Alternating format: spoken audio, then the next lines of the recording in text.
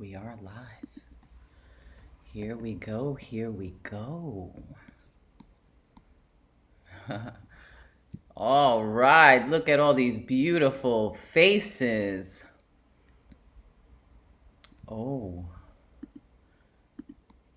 yes, yes, yes. Hello, Denisha. I didn't see you on the list, so I want to say hi to Niche, the people. I don't think Mr. Thompson is on tonight, Ron. No, didn't make it, but I see you smiling. I love it. All right, Mercedes. Hello, hello. Welcome, welcome, welcome. Happy Earth Day! And welcome to the New Eurekan Poets Cafe. I am your Brujalicious host. Every Thursday night, my favorite night of the week, where we have been coming together for over a year now, virtually in your living rooms. And this is the first in the cafe's history, this online open mic that we've been growing internationally. And I'm very, very proud of that. I've had the pleasure of seeing all styles of artistry, from music to comedy to monologues. I haven't seen a dancer yet, but obviously I have witnessed so much beautiful, beautiful poetry. And this is the Poets Cafe after all, and I am an absolute New Yorican. Serious. Today I spent my day making plaster casitas, facades in plaster of Old San Juan. And you could follow my Instagram if you don't follow already at La Bruja NYC to see the video that I made about it. I was taught by none other than Lady Lee Andrews herself, the founder of the Poets Passage. And you could also see me taking a little pool dive afterwards with Pinky, my chihuahua, my loyal sidekick, chilling. I'm giving her the good life in her golden years because she's given me 12 of hers. She's given me more good years than my marriage did. I did a bid, y'all. And now I'm being treated like I'm on parole. But I am a walking miracle. And that's why I appreciate my life so much. My freedom of expression, my creativity, my peace of mind, my body, my contribution to society, and my immediate and extended family. Take care of yourselves, my sweet, earth-loving beings. Derek the Devil Chauvin was found guilty, but that evil is still out there. We have to keep speaking out like we always have, using our poetry to change lives and open eyes. When I think of Earth Day, I actually think of September 11th. I had made a hip hop album called The Brew, and that was my second underground release. And I dropped it on Halloween in 2001. There was 13 songs on it, and 9/11 had just happened, and it was a scary time to be alive. And my ultimate concern underneath all the death, deception, and divisiveness was Mother Nature. The war, the oil, the pollution, the water. I did a song called WTC, and that's where the poem actually came from. And there was this, it was first in hip hop, and then I dropped into the WTC acronym parts. But one of the verses said, the earth that we've been using, abusing, what are the uses? How will we heal from the bruises? The fuse is lit. I predict we'll lose quick what Mother Nature built before she got sick. What will you eat? What will you drink when money can't get you shit? The snake offered you the apple, but you can't chew what you bit. And that's it. Damn, it went by so quick. And then I had a 10-10 wins clip. Osama bin Laden's been threatening more terrorism. An eye for an eye till there's no one left to stare, but we're blind anyway, so we don't care. An eye for an eye till there's no one left to stare, but we're blind anyway, so we don't care. Or the water song, I had a song for water. And one of the things said, stack pipes fuming with fumes, turning living rooms into living tombs. And that was in 2001. I've been here doing the work, but now it's your turn. So let's open up this chat and see who we have. You got 4 minutes to do your thing, dong, ding, ding, dong. I can't wait to hear it. Asking to unmute. Let's go. Hey. Hey, hi everybody. Let's go. What's up? What's going on? Oh man. Awesome. Look at that. That is so fabulous. Okay, so first, who do we have but Michael Sindler up to do his thing? Michael. Hello, and I'm just gonna front load my plugs and just say, as always, I just want to let everybody know about LighthouseWriters.org and the fact that they're having their Lit Fest coming up. So I can't recommend highly enough. Just go look on their catalog on there, LighthouseWriters.org. But I also want to mention real quick, and other people will say it better. Just got back from a party celebrating the launch of Love Letters from Gaia. Great little book with so many pandemic poets in it. And we're trying to get everybody to buy copies at the same time so we can become a bestseller. And we're going to try and do it between 8 and 9 on Monday. Somebody else here will let you know details. Maybe we'll all sort of load it in as we go. But I don't want to take too much time. So I'm just going to read this, which I think qualifies as an Earth Day poem. And if I got a second, I'll read another real short one.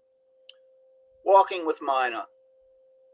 Around the block from the red house, she holding my tiny hand lightly, loosely, so petite herself she barely needed to bend to look into my 5-year-old eyes. Kneeling by my side, pointing out what some would call weeds and brambles, but she saw as wonders, picking a tiny blossom, laying it flat in my smooth skinned palm, pulling twigs and dry grass together, punctuated with petals, pine straw, and bark on the sandy Carolina soil, arranging them to form a tiny path, a rooftop, tree cover, and clouds, a fragile landscape, just like in her paintings, subtle watercolor strokes merged with pasted fragments of flora, combined to make magical miniature tableaus, mirth, earth, and phantasm. The most common elements oft overlooked, transformed, the makings of most marvelous inventions. Perhaps there was a touch of the magpie about her, eye attuned to treasure lost in plain sight. Nothing miserly, instead thriftful and resourceful, powered by recumbent imagination, careful observation, surrealist scenarios full of luck and pluck, flat, silent spaces of pure zen. That twig, that petal, that seed, that thorn, each had its own story, and each played a role, part of a story laid upon the smooth, white, rippled stages of processed pulp, dried thin in rectangles. No thing, no matter how small or seemingly inconsequential or insubstantial, is without worth, without means to bring meaning to moment. Each fragment and sliver of matter on earth contributes, dances along in the continual act of being. Attuned, seeing sense set out on planet's endless carpet, collage of unceasing possibility, ever varying view, each treasure picked a new chance to point to perfection. Having shown me this giant, quiet way of seeing small, this ever altering elemental lesson, she took my hand again in her withered paper, brittle bone fingers, led me up the walk, brought me inside, set me by the window, and made me cocoa. Okay, do I have time for a tiny little short one? A short one? Sure. So, okay, this is one that is actually in the collection. It's called Garden Tonka. Inevitable beetles feast on rose blossoms. All beauty decays. Earth prepares for seasons change. Green leaves tinge red and yellow. Hollyhocks bending, breaking under their own weight. Okay, thank you very much. Always great to be here. Ooh, Michael Sindler. Thank you. And so you're in the book. Is that your first time being published? Oh no, How many times have you been published? I've been, I get around. I get around. All right. Thank you, Michael Sindler. So I see Deadpan Lizzie is second on the list, but I don't see Deadpan Lizzie in the room. Somebody help me. Somebody help me with that. Is Deadpan Lizzie here? I would hate Here. to. There you go. What name are you under that I don't see you? My pen name. Oh, and you put it. I'm looking for Elizabeth Stroud. Wow, it's official. Yeah, You are Deadpan Lizzie. I am. I love Elemental for giving me that name. How are you tonight? Oh, did I get muted? No, Can everyone hear? Yeah, I hear you. Oh, okay. I said, how are you tonight? Hey. All right. I got new shit for Earth Day. It is called a James Taylor Earth Day poem. A day to restore energies back into the Earth's rich soils. Mother Nature always watching over us. Winter, spring, summer, or fall, all we have to do is call, and she'll be there. We must take care of this place every day, repairing the broken bowls and filling them up with lavender, jasmine, and rose seeds, and of course our own human hues. Each of our colors, inside and out, touch every part of Mother Earth, brightening up our sphere. Once the seeds grow into strong flowers, we get to thoroughly enjoy their beauty. The oxygen they provide for us, something we take for granted, plucking a rose from her natural bed, to scatter all over the bed sheets, to embrace our sexual desires in. Earth is certainly not another crayon in the box, something we should celebrate every minute of the day. It is not a work of fiction. It is a place we are lucky enough to share. Let us continue to take care of her. Fewer fires, a lot more rain, and sunny skies. The secret of life, how sweet it is. Thank you. Deadpan Lizzie with the new shit for Earth Day. That fertilizer. Thank you, Deadpan Lizzie. Elizabeth Strauss. So great to see you. Good to see you too. Okay, now let's go to class, boys and girls, and everything in between. Let's go and hear what's good with el profesor, Mr. Tesosomok. Hello there. I'm having a really great week. Oh, that's good news. My piece today is about the number 2 and the number 1. I finished my book on the 4/15. I sent it out, and in less than a couple of days, I got a book contract. So I'm happy for my book number 2. Hey, bravo.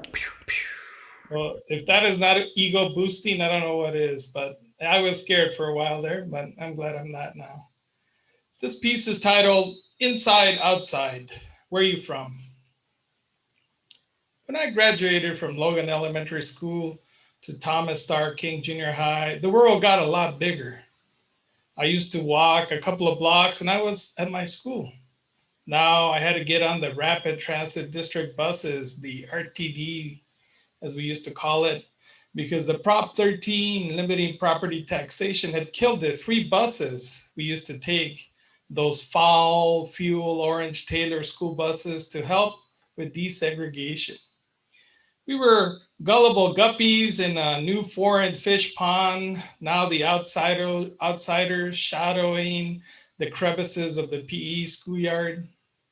My friend Gato and I ended up in the bathroom, and we were cornered by bigger vatos asking, "Hey, where you from, ese?" But we didn't know their barrio allegiance, and it was a trap, a catch-22. You're wondering, why not the logical answer from nowhere? That got you an instant beating. If you said Echo Park 13 and they were West Side White Fence, you got a beating. If you said 18th Street and they were Clanton 13, you got a beating.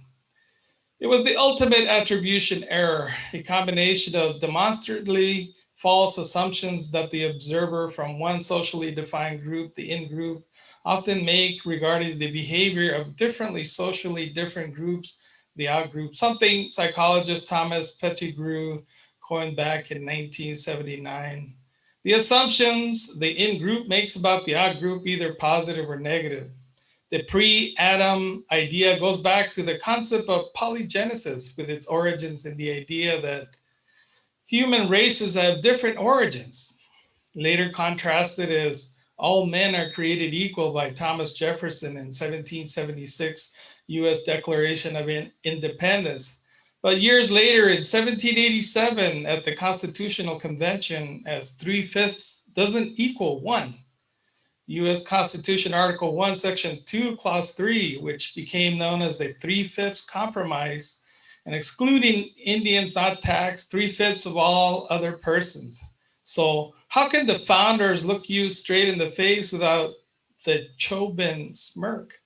Their cognitive dissonance is overcome with the fine print, as summarized by Robert J. Young in Colonial Desire, Hybridity in Theory, Culture, and Race. The Constitution of the United States proclaimed that all men are created equal. The institution of slavery constituted a flagrant breach of that principle. However, if there were different species of men created differently with no non-white classified as lower species that did not share all the properly human characteristics, then it would be argued that constitutional equality did not apply to them. In Irvin Dick, all men are created equal, but only within their race and not across them. As you can see, my bathroom beating and the George Floyd situation share something in common: the manipulable situational control that occurs when the in-group members perceive the out-group members' positive behavior as highly controllable and to control by forces outside rather than within the out-group members, such as white supremacy and racism. Chauvin choked Floyd as if he posed an imminent threat. Chauvin's oddly dispassionate yet sustained smirk suggests, so what if he isn't fighting back? My three fellow officers and I have him surrounded. Of course he's going to comply with us. I'd better extinguish this threat before he extinguishes me.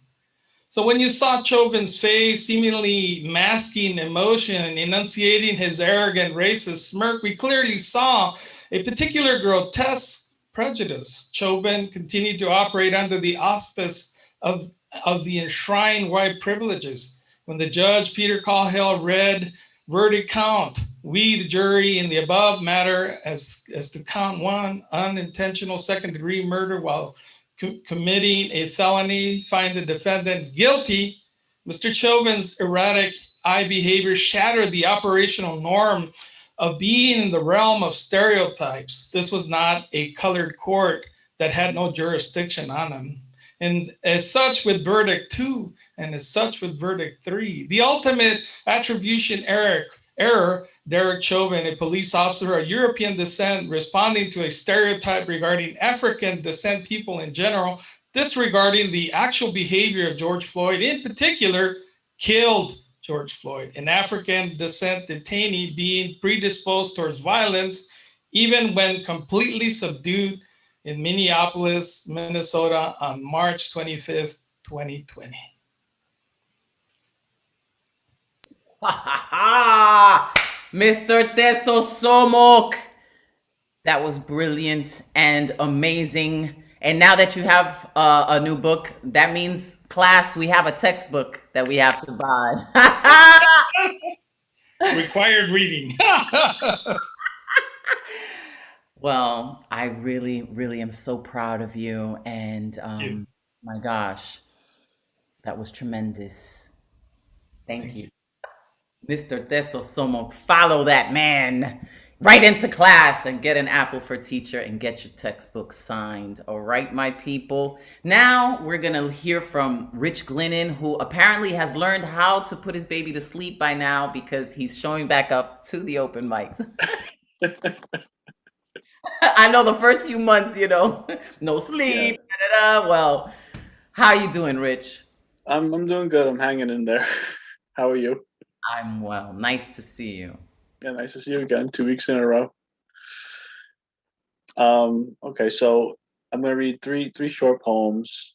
Um, the first two, I wrote about my grandma. She's not doing too well. She's in the hospital, and so they're a bit of a downer. Just a warning. So the first one is called "Visit." The cleaved canopy of coppery fruit in the bottom corner is the only clue that she's in her kitchen, where natural light wisely swarms her face and nothing else, which is why, if anything, she was a Rembrandt. But now she's confined to a contemporary square of deli counter glare, knifing from all angles a gasping head, tilted on a hill of pillows, some days to the right, other days to the left, dictating which side we approach to ponder the artist's intention. Okay. This next one is called Plenty. Okay, Plenty. She relied on natural light during the day, the little that found its way through the kitchen window from the tall cell of their Brooklyn yard. It was plenty. The light would have made it too bright. Big eyes, pale and round, watched the yard where generations of dogs and kids ran in circles out of necessity. She sips from a white mug half filled with coffee as playful ghosts trample with each dollop of wind, tufts of grass, scant but reassuringly ample. And this last one's a bit of a palate cleanser, just to bring, I guess, turn the funk around. This one is called "A Nightclub for Horses." Okay, a nightclub for horses. The line would be longer than those outside our clubs, but more stable, quieter, except when sneezes storm. Unclicking the red rope to allow the next party passage is not an invitation to enter. Leading them before the barn door is all you can really do. Humans would work there, pushing wide brooms, clearing manure from the aluminum dance floor, and the carrot juice won't move, no matter how hard they push it from behind the bar. That's just how it goes with their kind. All right, thank you. I love it. The line is longer but more stable. You caught that one. Oh. And I'm sorry about your abuelita. I Oh, can thank you. I feel you, you know. My grandmother is in a home. That's why I even came to Puerto Rico to be closer, and because of the pandemic, I can't be with her physically. Mm, So I've been putting all my love into my Chihuahua. I feel like I've been kind of substituting, giving her the love that I wish I could give my grandmother. And then right. Pinky got sick, and then I was like, "Oh my God, dog, please don't die on me." Oh no, yeah, you have to buy another one or something. Oh hell no, I'm not doing this shit Well, again. well, I mean, you're so fortunate though that she's still around. That's Yeah, yeah. Every a day we blessing. count those blessings and write poetry. Thank Yeah, you, and then absolutely. blessings to you.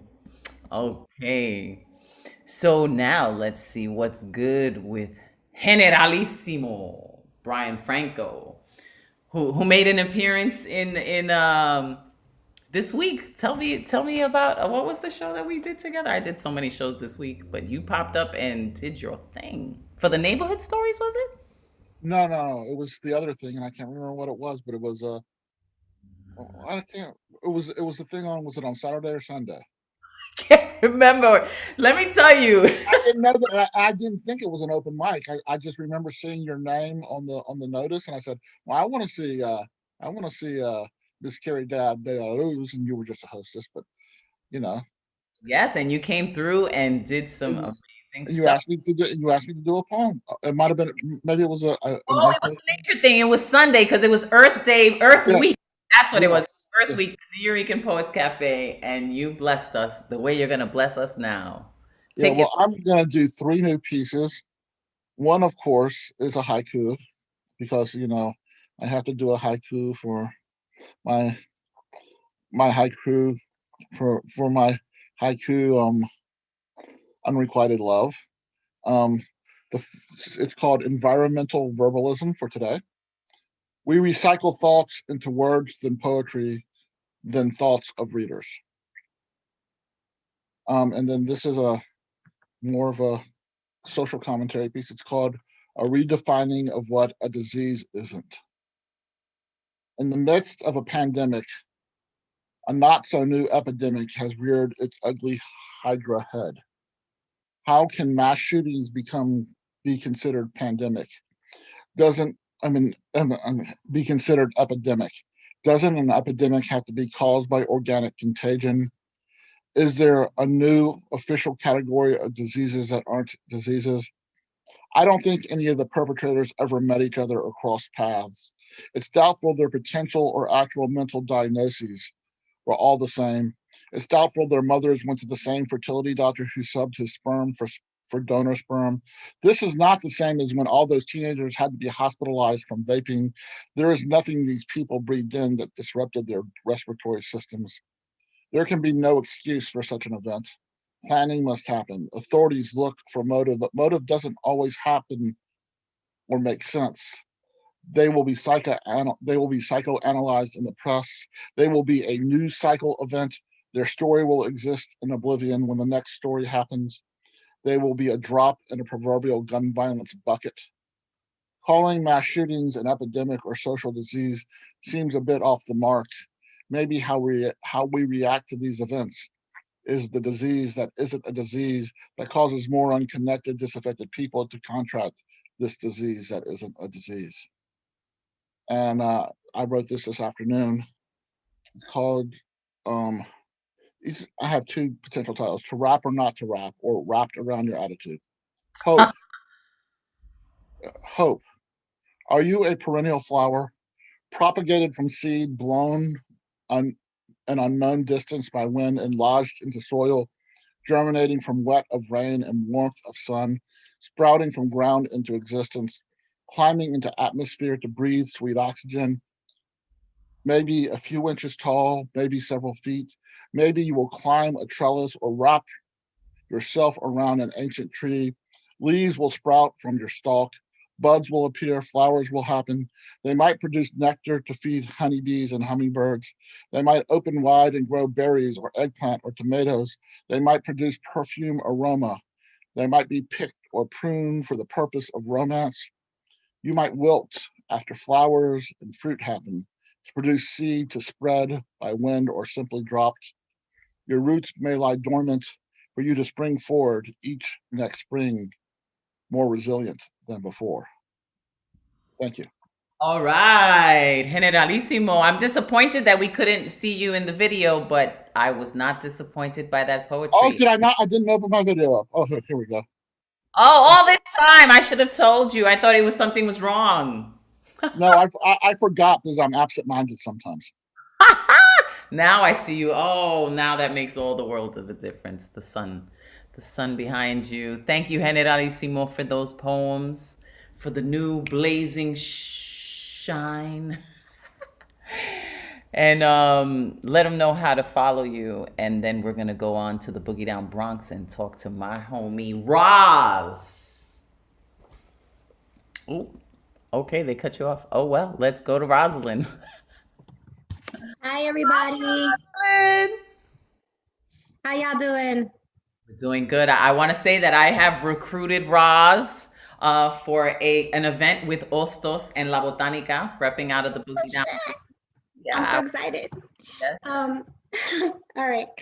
So this piece is different. I haven't shared something like this with anyone ever. So this is my first time. And just a heads up, if you're not familiar with Bruja's piece, Lola, you probably won't understand a reference in this poem. But go check it out if you haven't. It's called 15 Minutes 2 times a week. 8:45 p.m. A fire ignites. I pull up the site. 8:50, 10 minutes left. The judge better call the dinner break. I've gone deaf. Haven't heard a word he said. 8:55, anxiety starts to take over. Hands jittery.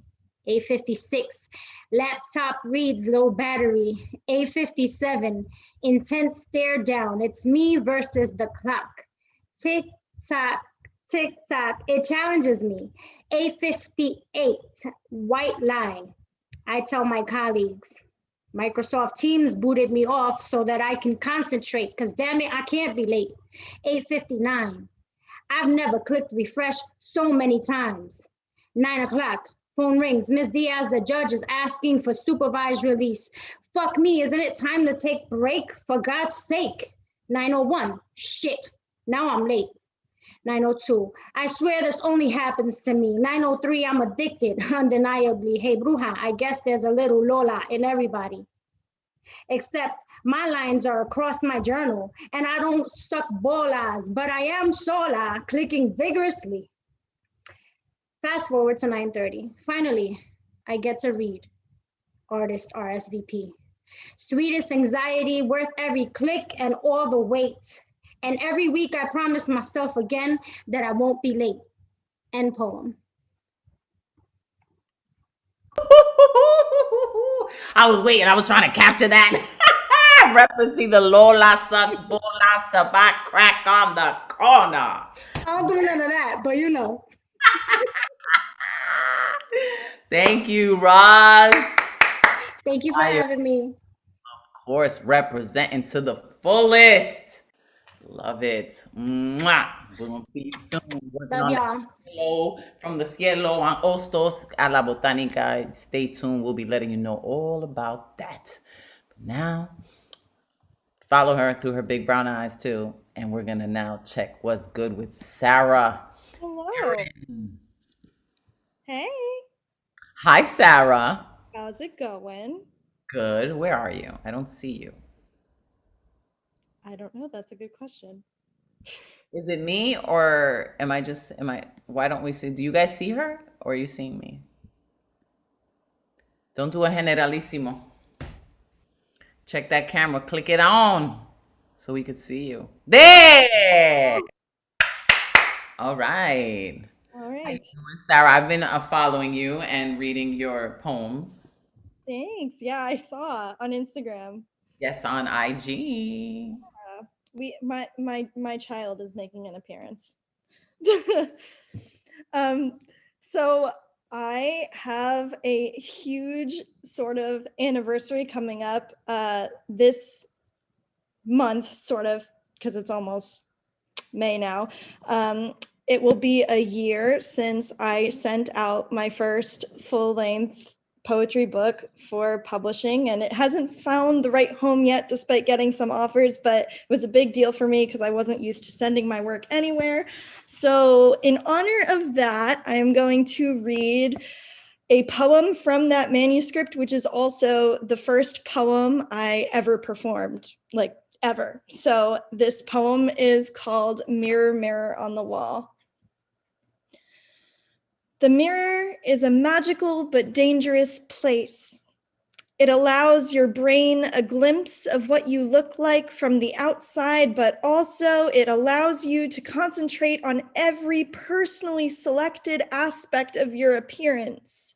So when you stand in front of the mirror, what do you gravitate towards? Is there a running list of physical characteristics that you wish to change? I can picture the gist of it.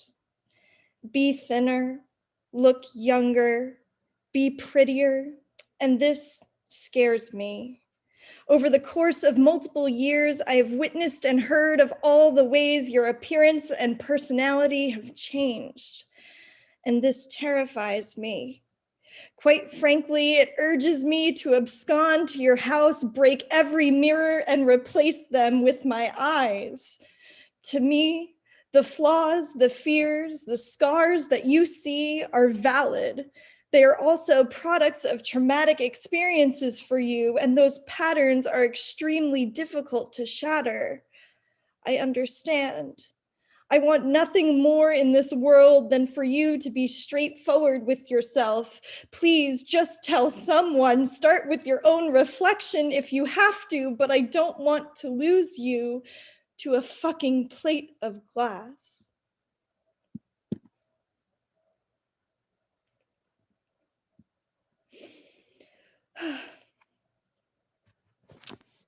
Are you good? That's it? Are you done? That's the one? All right. I thought you were going to keep going. Nope, that's it. That's a short one, but it was the first poem that I ever performed, and from this book, which was the first book I ever sent out. So I felt like doing it since the anniversary is coming up soon. That is great. Mirror, mirror on the wall. Congratulations, Sarah. Let them know how to follow you the way that I do. Yep. So my poetry Instagram is Sarah_the poet on Instagram. So definitely check it out and follow me. Yes, follow Sarah. Thank you, Sarah. Mwah. Okay, now let's see what's good with Cinda Lawrence. Sweet, sweet Cinda, my Emily Dickinson of open mic. So sweet. I have to tell Sarah a quick story. From her poem, I've been wearing glasses for 30 years, right? And I just got contacts, which I'm not wearing. But if I take off my glasses, everything's a blur, right? So I put on the contacts, and for the first time in 30 years, I look in the mirror and see what I look like without glasses. I'm like, this is what people see. I had no idea because I always can only see with my glasses. So I didn't know what people saw when I took my glasses off because I can't see it. So then when I put the contacts in, I was like, this is what I look like. Oh my God, this is what, not bad. But, I was just so shocked. I'm like, oh, it was like seeing myself. So that whole mirror poem was really something for me. So thank you, Sarah. That's amazing. You think about it, it's just like, so next time I wear my contacts. This poem will be hard to read, but I wrote it this week because of recent events and everything that happened this week. So here it is. It's called George. He came out of the womb, his face streaming with tears. Did he sense what was waiting in the pain of the years? Like all new young life, he knew not what he was or how he'd be treated, it would seem just because. He understood nothing of living or dead, still a heart with no fear of what lay ahead. He smiled when he burped and laughed at his mom. No knowledge of self, he marched to his own drum. His mom gave him comfort, hugs, and a kiss. She wished to preserve his magical bliss. Quickly he grew, as all boys must do. It was scary at first, but exciting and new. He felt something was different even before he could walk. He was 7 years old when his mom gave him the talk. He didn't understand, but somehow knew she was right. It was all about skin, that his was dark and not light. His mom told him, be wary of those who wear blue. To protect and to serve is for them, not for you. She warned and she pleaded to be always polite. One note off key could mean the end of his life. He learned in school about slavery and hate. Fear was a fact now, no shutting that gate. Some told him he mattered, but he didn't feel it so. Those days in his playpen seemed a lifetime ago. He was loved by his kids and felt safe at home, but out in the world, he was deeply alone. Like so many before him, confused and afraid, he was never quite sure where the minefields were laid. The truth not always spoken, but as real as the sun, his soul did not matter to the cop with the gun. On the day that it happened, he did not expect. to end not with a pistol, but a knee on his neck. All humans on Earth need food, water, and air, but along came the cop who simply didn't care. 9 minutes and counting, that dear baby was gone, as so many before him who'd done nothing wrong. Our bodies are grown, but the child lives within. This truth is the truth, no matter one's skin. If one Black life is taken with malicious intent, walls will come down. Walls will not come down or feel even a dent. The evil was punished, which rarely occurs, but George knows not of that, his life gone in a blur. With small relief in the sorrow, it will happen again. The sad truth of it all, not if, but when. Linda Lawrence. Yeah. Or sad, or it's just, but the thing is, there's so much bad, but I look around and I appreciate the good. I see good a lot, so much love here, so much good too. And so you can only hope that the love can, work its way through day by day and help the living and those left behind, everyone. So we can only do what we can do, But that's why I love what it is that we do, because, someone that, may not even be aware that this humanity exists, this is to counterbalance all that, indoctrination of desensitizing and insensitivity and, lack of respect for life and racism and all that, like we're the. Yeah, and we all started out, everyone, even Derek Chauvin, we all started out as babies. And somehow we go from innocent baby and somehow we go from A to B and end up this or that. And the world makes us whatever it becomes and whatever happens, but we all start out the same and we all have that baby and that child innocence inside us. Yes. Every one of us still has that inside us, and so anyway, thank you so much for listening. I think it's a Native American saying that says the one that lives is the one you feed. Each one of us has hatred and love inside. It's the one that lives is the one we feed. So we feed love here through poetry. Yeah. Thank you. Thank you. Beautiful. Okay, let's see what's good with Jeff Cartrill. Hi, I'm unmuted. Hi, Jeff. How are you? Hi, I have a Pinky and you have a Pinky. I guess so. I got two. My dog name is Pinky. I know, yeah. So I'm twice as good as your dog now, I think. Oh, if you're talking about the blanket, I'm 3 times. Okay. I'm talking about that blanket. I will forever talk about that blanket. I have a pink, but it wasn't as pink, so I didn't pull it out. I was gonna battle you with the pink blanket, but how you doing, Jeff? I'm doing well. I think your Pinky could make a short work of that blanket, actually. I think so too. Her last name is Chardonnay because she rips shit to shards. So yeah. Okay, that's a good one. Take it away, Jeff. All right, so I don't have anything new, so here's some old shit. This one's really old, and I'm sure I've done it here already. It's called Review of This Piece. Review of This Piece by Jeff Cartrill begins rather unimaginatively, with a straightforward literalism that desperately wants to emulate the tone of an educated critic, using terms such as literalism and emulate for effect. By the second sentence, you realize you're in for some kind of postmodern self-reflexive parody, but Cartrill quickly undermines the formal tone by switching you to the second person for no reason. The piece carries on quite aimlessly, dragging on with the same theme, with an overly complex sentence that runs on and on and on and on, with no apparent sign of its ever having been edited right down to its most tight and clear and efficient form of verbal expression, but rather choosing to be redundant through repetition, more repetition, and saying the same thing over and over in different ways. Then finally, there's a shorter sentence. But the damage has been done, and Cartrill finds himself flailing at the end of his first paragraph, yearning for a clever closing remark to make a transition, but unable to come up with even a modestly catchy turn of phrase. At this point, Cartrill seems to be aware that he has shot his whole load in the first paragraph, and thus, for a cheap laugh, resorts to such crass, vulgar imagery as shooting one's load. Then the attempts at clever self-reference continue, but without any real accomplishment. Like a starving man reaching for one solitary breadcrumb he knows won't help him, Cartrill throws in a poor simile. On top of that, his attempt at a metaphor is a pathetic wounded animal, and his penchant for cliches leaves something to be desired.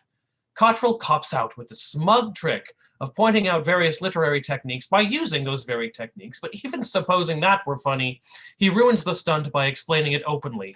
The worst part is there's no payoff. Where is this leading to? Does he really think changing the tone with rhetorical questions can save this mess? So on to the second page, the piece continues, and Cartrill is once again just looking for filler. You almost get the impression that he's trying to stretch the whole composition out to a full 4-minute length in order for it to fit in with many of his other stories and monologues and poems, but he can't do it because there just isn't enough substance behind the theme to sustain a piece of that size. And even if there were, Cartrill would be better off simply ending it right there and leaving his audience wanting more. But does he have that kind of restraint and self-awareness? Of course not. He just keeps on writing and writing and writing, wasting everybody's time with the same thing over and over and over and over, even though he's clearly running out of fresh ideas. Even when he does finally come up with something new, the grammar he uses is real bad. In conclusion, review of this piece is a formulaic and forgettable flop, complete with gratuitous alliteration. It's just another one of Cartrill's contrived, indulgent, overlong, one-joke monologues without any real soul behind it. If only Cartrill had the courage to challenge himself and write something from the heart without being satirical or relying on a bag of clever but cold, shallow gimmicks, perhaps he could make some significant progress as a writer beyond the realm of Zoom open mic nights. Oh my God, it says that. It's a 14-year-old piece, and it actually says that, Zoom open mic nights. But alas, if this is the best he can come up with now, he is doomed to a lifetime of literary obscurity. And even if Cartrill is satisfied with that, the least he could do is learn. Even if Cartrill is satisfied with that, the least he could learn to do is come up with better endings. Oh, I think that's it, actually. I don't see any more. Was that the end? Yes, that was the actual end. That was the It just ran out of stuff. The grammar he uses is real bad. That was funny. Dissecting diction like a mofo. Jeff Cartrill doing his thing. That was. And I have another gig coming up, May the 9th. Runcible Spoon. Look up Runcible Spoon. May 9th, 1 o'clock EST. Co-featuring Skylar Winter, the Australian poet who's been here before, and there's also an open mic. I'll put the details in the chat. Wow, and how prophetic was that you were talking about Zoom open mics? That's crazy. I know. Oh my God. No way. Yo, you must have rubbed your blanket. Your blanket told you. The genie blanket. I'm gonna make that blanket worth something. You're gonna thank me one day. Take care, Jeff. Thank you so much for sharing. And I'm so happy that you're blowing up and doing your thing way past these Zoom open mics. All right, jeffcontrol.com, y'all. And now, let's see what's good with Nick at Night. Nick Paleologos. And praise your kitty overlord. Oh, you got the crazy kitty. Yeah, the green person went away. I don't know what happened. Maybe the green person morphed into this cat and now is shooting lightning off. I don't know. I don't know what's going on here at this point. Anyways, so I was conflicted between which piece to do, and I was like, you know what? A couple of my other pieces I wanted to do, they're not ready yet. So I'll give you this one. I did this one on Monday. So this one's called Stoner Thoughts.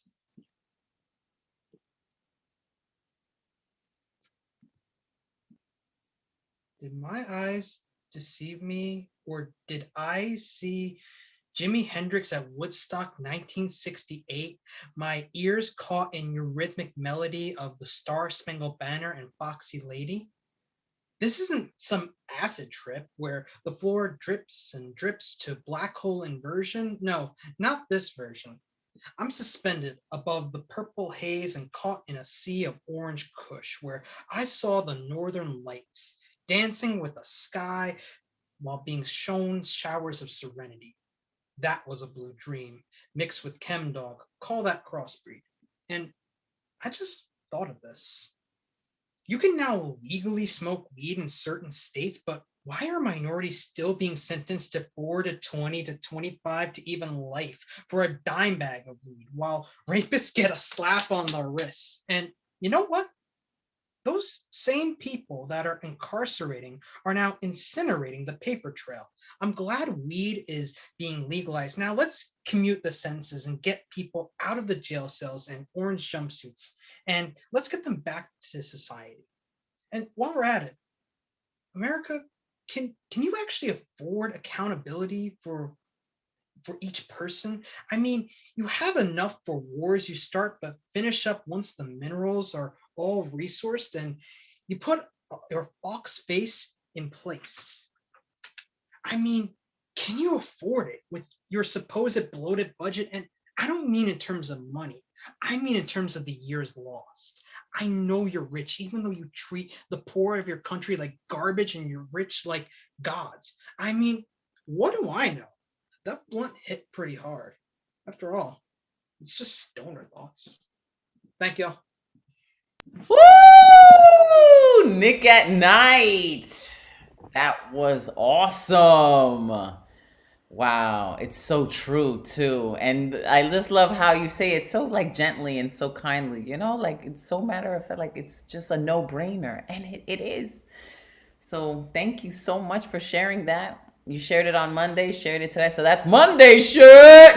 Yes. And the whole thing with the piece was it was supposed to be like a calmer piece because like I'm gonna be pretending to be stoned, you know what I mean? Like that sort of thing. Like, Oh, that's cool. I got you. Okay. I'm gonna have to puff pass and then you read it again.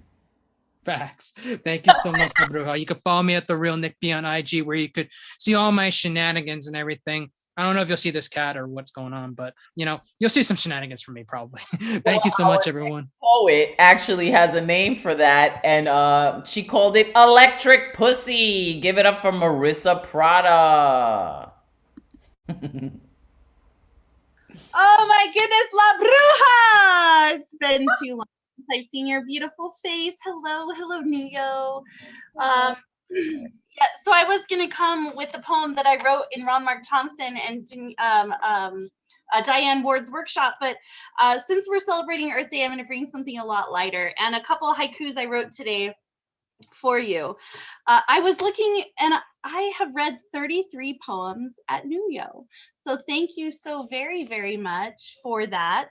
In fact, the poem I'm going to read tonight is the very first poem I read last year.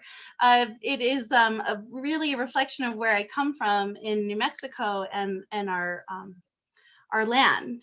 And it's funny because it has an owl in it, which that was not planned. So it's a night of luck tonight. All right, 2 haikus and a poem. Haiku number 1. My apologies, Mother Gaia, Earth, homeland. My heart aches with yours. Haiku number 2. This land cries for rain, cries for us to do better or die. All right, here's my poem for you tonight. It is titled Dust Yourself Off, Mama. Every moment spent further from you moves mountains of stale, stubborn, unwavering memories of us. Every step stepped out of my comforted, coddled toddler zone creates a carving totem of time where I might find some semblance of peace or sex or joy, or dare I speak from my slippery tongue, love. I've unbuckled the burden of belief from my feet. Sandals worn walking through desert sand for far too long. Drought-ridden, written nothing but losing, longing, lust and other toxic drugs. Venom, I shake for them like shame to her cigarette. Well, fuck you, poisonous, toxic passion for the past. At last, I can walk barefoot on the caliche cracks of my homeland without leaving a print behind. never know I was here at all. At last I can endure the sun's scorching labor pains, stained across sand instead of my skin, akin to the kind friends I find in this desert land.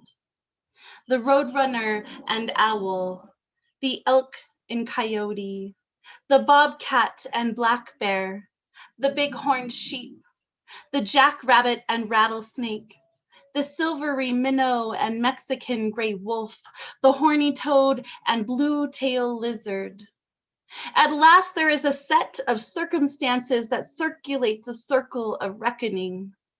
I scoop up the sun-soaked sand, squeeze it between my hands until they burn from the heat. Gristled, grainy grit bits of quartz crystals and gypsum fairy dust. I grind dead skin cells from my palms, make way for new life, a new hide hiding beneath. It's been waiting for a strong enough skin peel to slough our past, discard this hardened heart of hatred. For even as I clap my hands together and the powdered sand joins the air, it passes back to this land, and I know I will never truly wash all of you from my skin. But I can walk barefoot now, beyond the kitchen, beyond the bedroom, beyond the fenced-in future I was choke-chained to. I crumble you between my palms, blow you into this desert air, for I deserve someone who cares, who can carry me through my homeland, barefoot too. Ooh, Marissa! 33 poems, woman? That's amazing. You and Sarah both are celebrating your firsts. I was trying to be funny. You said like horny toad, and I was like, it's horn toad. To Marissa, it's horny. I got you. Monique. I'm just silly. But that was beautiful. Perfect poem for Earth Day. Everybody loved it. You could see it in the chat. You do such amazing work, Marissa, and you create platforms and ways for other people to be read. So I'm just so proud and just Thank you. I love you so much. I'm so grateful to be here. And thank you so much, An Advocate and the New York Poets Cafe, for this platform. Come find me, please, on social media if you would like. Marissa Prada on Facebook, Prada Painting and Poetry on IG. I also co-author The Word Is Right, WRITE, and I launched my own press this year during COVID to launch poets and authors. It's an incredible press, redorgreenbooks.com. Red is READ. And of course, my own book is coming out. So we have pre-orders now. So please come support your local poets. We love you all so much. Thank you. Ooh, yes. Marissa Prada doing it big. That's so awesome. Support that book, support it all. And this next performer doesn't stay behind. Unmesh Mohitkar in India. Well, hello. How are you, Labroa? I am so well. So great to see you. How's everything going? Good. Everything is going good. The cases are rising, but okay, fine. We will get over it. No worries. Yes. The what's rising? The what is rising? COVID is on a resurgence in India. So we are having a lot of COVID cases. Oh, wow. Yeah. We are in a lockdown, actually.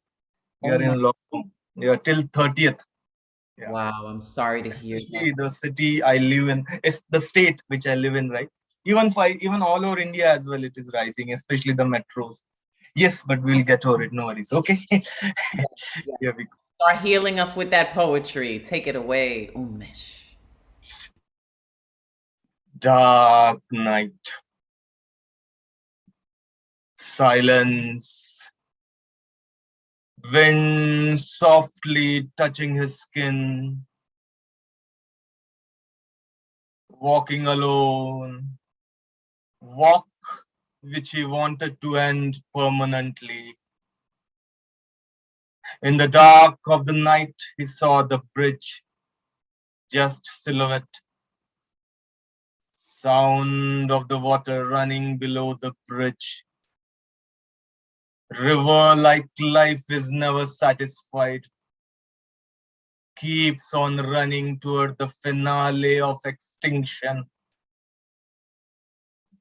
Suicide. No, that was not on his mind. Living dead man never commits suicide. Exhilaration of death can be experienced only by the living. This bridge, where it all unfolded, dance of the death exploded. He blamed everyone. Sun for setting, moon for hiding, stars for misguiding. Lot of water has flown under the bridge, boiled and evaporated in his heart. Few cars were running on the bridge, in circles, in a loop, just like a song stuck in your head.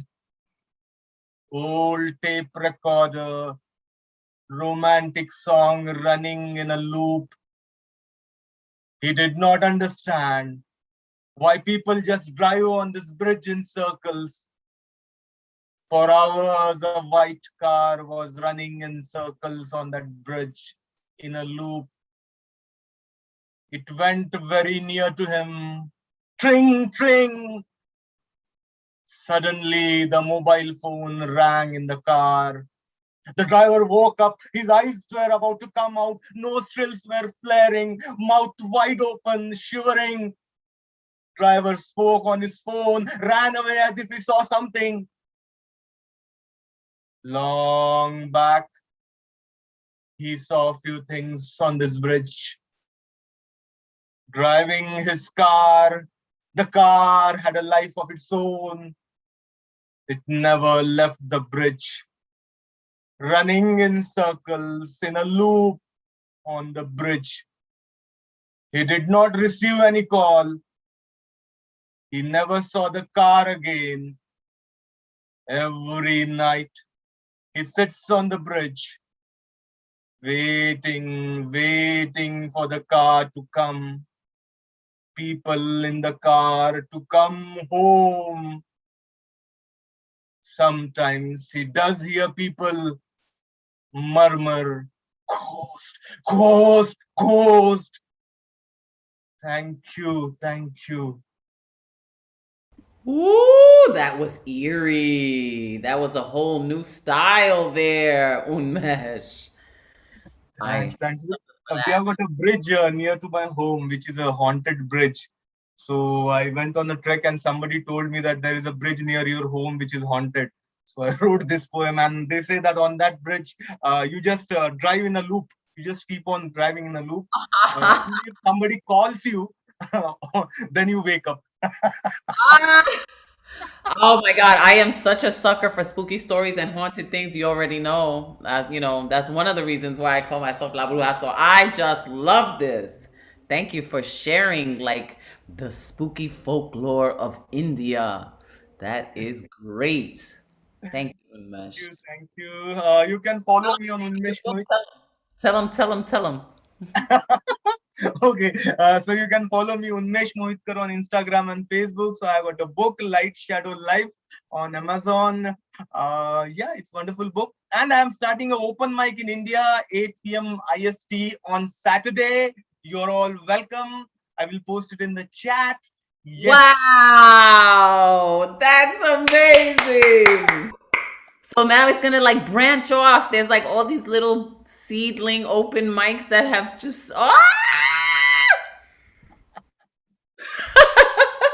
Wow, that is so cool. Thank you for sharing that. Unmesh Mohitkar opening his own open mic now. It's a wrap. It's a wrap. Oh my Thank God. you. Thanks, Labrua, for encouraging and support. Thanks, everyone. Thanks, Neo family. Yes, proud to be part of this family and a Neo fan. Thank you. Woo! Unmesh, thank you. So, okay, a lot of people have been asking about the signing and signing up. There was an issue. Normally, 24 hours before the show, the list opens up at on neweurekan.org, and it didn't happen last night. So there was a lot of people wanted to sign up, but they're working on that. You can email the New Eurekan Poets Cafe directly. I know that Advocate of Words is working the board secretly tonight. He's kind of like the Wizard of Oz. He does not want to be seen. But he's telling me these things. So I know there was an issue. It's going to get fixed. You sign up 24 hours before the open mic. Wednesday, 9 p.m. Eastern Time, you sign up. That's how it works. And now, speaking of signing up, this gentleman joined us for the neighborhood stories on Sunday too. Oh no, it wasn't. Now this was the neighborhood Sunday. It wasn't on Sunday, but Scott Pleasance told us his story, and it was dope. Hey, how you doing, La Brua? Doing great, Scott. How are you? Yeah, I'm doing fantastic. All right, so I got something that I want to share. It kind of started out as like an Earth Day, then it started out as a World Day, and it started out as a 2-day, and it finished or never finished. So it's not a hodgepodge, but it's a message, and the title of it is "The World in My Hand." Now, what would you do if you can hold the world in the palm of your hand? I remember walking through the streets thinking about how large and how tall and how big and how small, just thinking about so many things, trying to understand the volume of it all. Wondering if this world is really big or really that small. I would say that interpretation is up to y'all. But here's my question. If you could fit the world in the palm of your hand, what would you do? Would you spin it like a ball, gently toss it, let it fall, try to catch it or stretch it? Would you squeeze it when hot or drop it when cold? Would you paint it different colors, perhaps silver with a touch of gold? Would you keep all 7 continents or maybe make less? Would you consider relocating them like playing a game of chess? Maybe you would move Asia from the east to the west, switch North and South America, make Africa cold, Antarctica hot, put Europe a little lower on the map. Well, probably not. And what about Australia, the land down under? Would you move it at all? Sometimes I just wonder. Would you allow the 5 oceans to continue to flow, the Arctic to Southern, the Indian, the Atlantic and Pacific are currently divided. Would you bring them together or make them lopsided? Would you move the world closer to the sun or carry us further away? You can change the world clock from 24 and make 36 hours in a day. Now, what about the people who are now inside of your hand? Would you protect them, reject them? What would be your plan? Now, this can be very complicated, like having the world on a string. Well, this would be my thing. I would probably turn back our clock just a few spots and allow that cop to see the difference between a taser and a Glock. I'd reach for the sky and flip the switch on a light, allowing it to be in clear sight so you can't dispute yellow and black or left and right. And with all my might, if I had the world in my hand, I'd simply reverse that day, rotate the world back on its axis one celestial night, just so I could have the ability to bring back young Dante Wright. Wishful thinking, and then they killed 13-year-old Adam Toledo. And peace. Whoa, Scott. Oh my God. You just dropped fire. What? The wishing to go back in time and the Glock and the switch. What? Yo, I almost want to hear that line again if you have it. That was.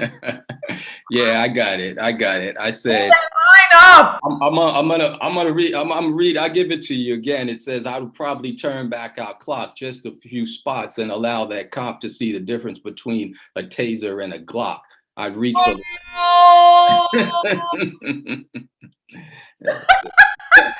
Damn, Scott. Damn. Appreciate it. That was fire. Thank you so much for speaking. Thank you. I've been taking a couple of clips and putting them in my stories this time tonight, and I definitely took that portion and put it on my Instagram story. So if anybody if I share your thing and I don't tag you, you could let me know and I'll send it to you so you could share it. That was tremendous. Thank you, Scott, for sharing your genius, your heart. That was brilliant. You know something is dope when you wish you wrote it. That's all I got to say. Okay. So now let's see what's good. The musical, poetic stylings of, like I'm trying to find a name for Joski C, another name for Joski, someone that he remembers. It's just like the most peaceful. You give like the most peaceful aura and energy. Bring it on, Joski C. We certainly need it. Oh, Bruja, you're just wonderful. It's so good to see you. So good to see you. Wait, I don't see you. I hear you. You don't see me? No. I'm not coming through? Tap that camera. I don't know what's going on. There you go. Now I see you. All right, Joski C. Now you see me, but maybe you wish you didn't. Hey, here we go. So I got a couple of haikus and a poem and a song, and they're all pretty short. That gun on your hip, with badge, taser, nightstick, vest, you are dressed to kill. One word said it. Wait a minute, wait up. Oh. Damn. Oh my God, you guys. Say that one again. Yo, that was wildness. Go for it, and then I'll leave you alone. No kidding. Thank you. So it's called Dressed to Kill. That gun on your hip, with badge, taser, nightstick, vest, you are dressed to kill. So I've been writing a lot of haikus. You all have been inspiring me, and April being the poetry month. So I've been trying to write one every day and put it on my Instagram, which is Joski C. So I'll just throw that out there. And another one. One word said it all. Judge and jury spoke aloud. Hope is on our tongues.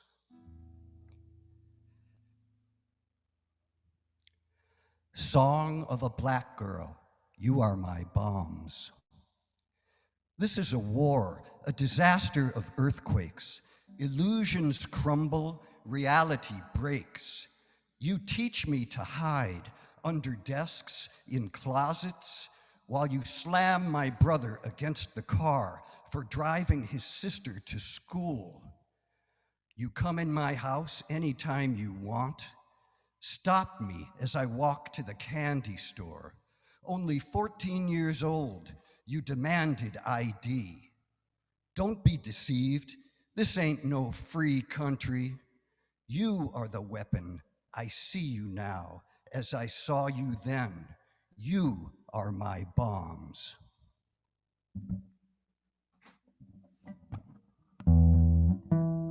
Something for Earth Day.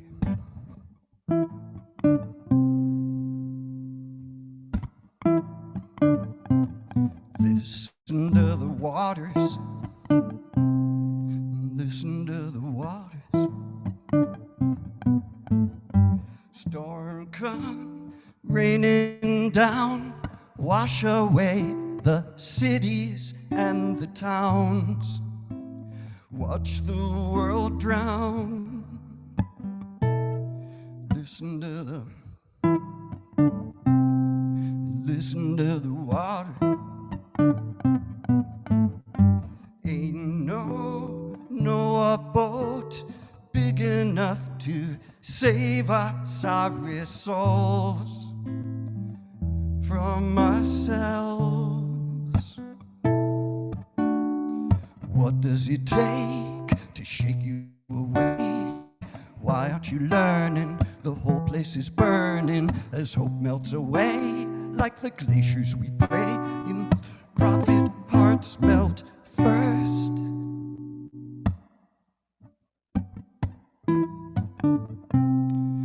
Listen to the waters.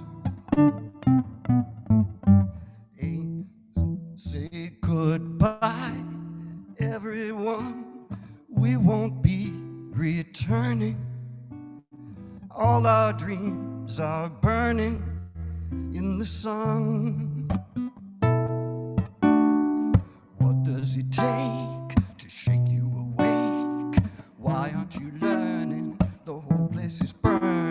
as hope melts away, like the glaciers we pray, these for-profit hearts melt first.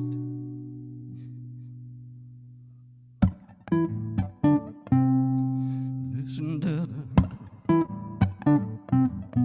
listen to the, listen to the,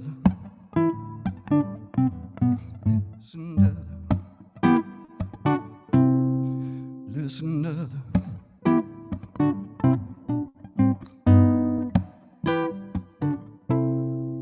Listen to the.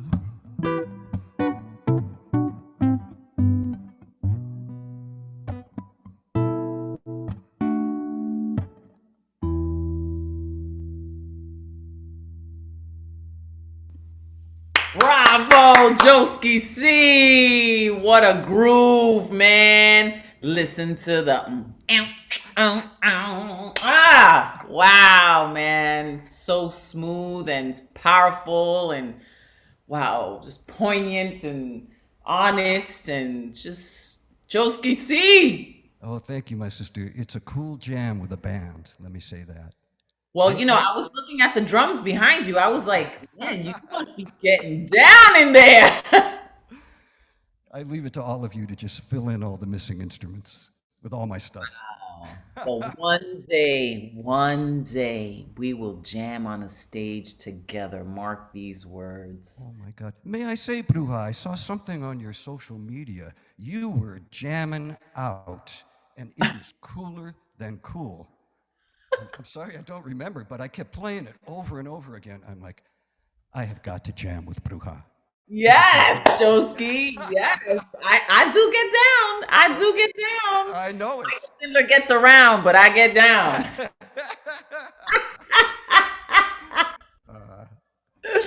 Thank you, my sister. Thank you. Thank you. So many blessings to you. I saw Deneen is on the list, but I don't see her in the chat. So let me know when it comes up what's the word with her. And thank you. Thank you. Okay. Thank you, Bruja. Love to everyone. Man, what a groove. Like, damn. Jeepers. Elaine. Hi. Welcome back, Elaine Nadal. ¿Cómo estás? Muy bien. ¿Y tú? Muy bien. Happy to see you. I'm happy to see you too. I'm going to read a poem called To Poetry. All right. It's strange how one can be living in emptiness and not realize it until the sunlight falls through the window shade, until a boat sails the ocean or a ground is covered in cherry blossoms. I became a healer and medicine woman unexpectedly, yet naturally. When I started digging for the roots of infection and affliction, when I began searching in between quietude and commotion, I was incomplete without awareness. I carried pain without acknowledgement. I simply existed. The moon was just a moon, and I'd hide when doubt clung like hair eyes on dead wood. But you, divine jewel, were there when I needed someone to hold my hand, to remind me of a spark I had, to let me know I don't need to sit quiet and pretty. You were there when grandmother died and I felt guilt for not seeing her. You held me in an embrace when as a child, I'd hide in the bathroom because I couldn't take any more yelling. Poetry, you are a daybreak, a delight, a beautiful once upon a time, happening each instance, paper and pen meet with soul and spirit. Mi poesía, bendito desahogo, bendito arroyo. I heard your trumpet sound in cool jazz. You came not riding a horse, not like a ghost, but an arc, an interlude, a bridge, blue like sapphire, like a blue marble tree, and it grows and it tastes sweet. Oh, that was so, oh my God. It was delicious. It was just, it really was sweet. I felt it. I tasted it. It beautifully done. Thank you. Y bilingüe, I love that. We love that Spanglish. Thank you so much. Is there any closing words? You want anyone to follow you? Anything you want to share? Sure, I'm on Instagram. You guys can follow me, Elaine_Nanal, and I also have 2 poetry books that you can get through Amazon. Oh, well, what are they called? The first one is Sweat Dancing Cut, and the second one is called One. All right. Thank you, Thank you so Elaine much. Nadal. Beautifully done. Much, much love to you. Thank you so much. So nice seeing you again. So nice. So nice. Look at that. Amazing. Okay, well, now I think we're going to go to California and see what's good with Alexander the Goat Goldberg. Yes. Hello, Labruca. Hello, everyone. Oh. So tonight I'm going to read a poem that I wrote last week. I started writing last week, and as the week went on, I continued adding to it. So this one is called "Let's Stop the Aggressor." We see the aggression, express condemnation. We can't let it slide. To meet Russia's challenge, the work with our allies was intensified.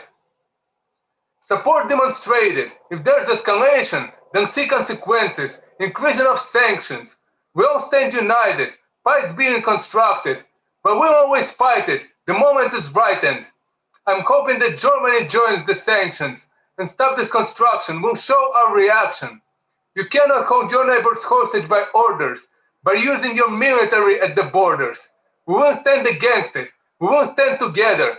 You can use your power applying the pressure. The militant monkeys, the apes with grenades, are input in circles. They only want gains. They want to win wars, and they want to earn stripes, by killing and blood. But the ones who survive knows too well about deaths and losses and more. There are many folks who don't want to have war, but those who want war and elite are upset. He must compensate them and not make them mad. We hope that the war will not start and go on. The south of Ukraine is most dangerous zone. And Putin must know we're concerned by his actions. Since they are so reckless, we'll impose our sanctions. This project will have crucial impact. It started. By any means necessary, we must shut it. No country or tyrant can break our bond. And if it is necessary, we'll respond. So let's stop the Nord Stream 2. I know we're able. With Russia, all options must be on the table. All options we have must be part of discussions, because Russia's actions must have repercussions. All options we have must be open to choose. If Putin will fight with the West, he will lose. He'll lose every time. If he's testing us here, he will be confronted. We must make it clear. If there's an invasion, then we will fight back, and we'll be ready to stop this attack. The better position's the number one goal. Let's make sure that everything's under control. There were conversations, concern was expressed. Prepare for the worst, but let's hope for the best. And I'm sorry. There were another 4 lines that I added today to this piece, since the events changed. The sanctions have worked, and the troops were pulled back, but they may return anytime. Let's not let our guard down. It's not the time yet. The aggressor is still in his prime. All right. Alexander the Goat Goldberg giving us that Russian politic poetry right there, man. And then the delivery is just so like intense. Thank you. Thank you Yes. so much for that. Indeed, there was a dangerous situation for about 2 weeks there at the border, and only today they gave orders to pull the troops back, but it doesn't mean that the threat is over, that it's done. There is still danger, and the aggressor is still there, so we keep a close eye on this situation still, yeah.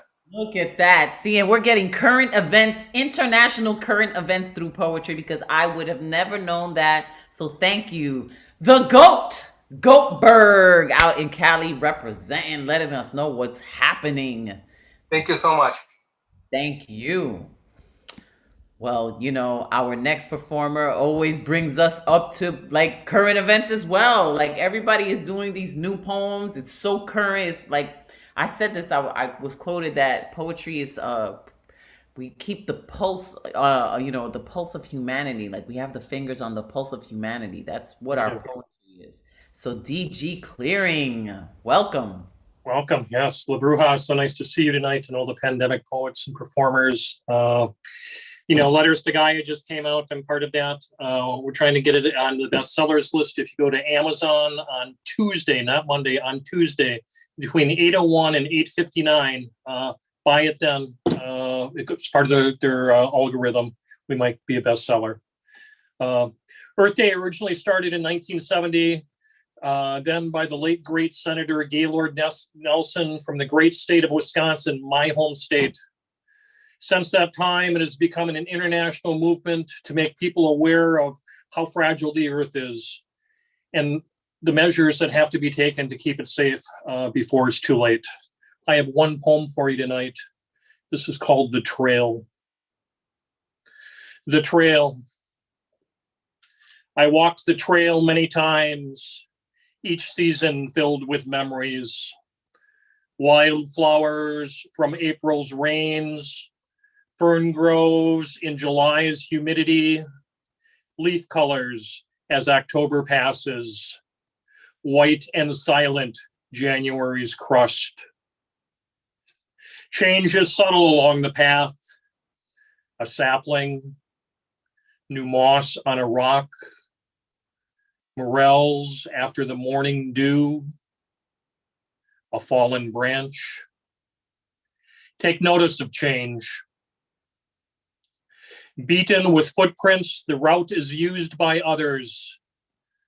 After a rain or snow, fresh tracks can be seen.